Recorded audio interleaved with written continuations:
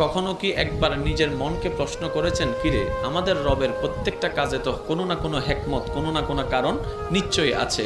আচ্ছা, আমার রব কত কিছুই তো বানালো, সাপের চোখ একরকম, কুকুরের চোখ একরকম, গরুর চোখ একরকম, কিন্তু মানুষের চোখ অন্যরকম। ব্যাপারটা কি? কুকুরের নাক একরকম, গাদার নাক একরকম, ঘোড়ার নাক একরকম, আমারটা এমন হলো কেন? প্রত্যেকটা জিনিস আমরা সবাই বলি হাতের 5টা আঙ্গুল সমান নয়, সবাই আমরা জানি। কখনো কি একবার ভেবে দেখেছি মওলা আমাদেরকে 6টা আঙ্গুল দিল না কেন, 10টা আঙ্গুল দিল না কেন, 4টা হাত দিল না কেন? মনে রাখবেন ভাইয়েরা, আপনার দেহই আপনার দেহের ভিতরে বিরাজ করে আপনার স্রষ্টার সৃষ্টি তত্ত্ব।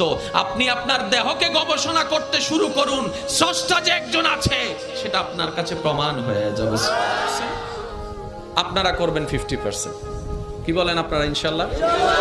আরেকটু জোরে। উলামায়ে কেরাম, আমার মুরব্বী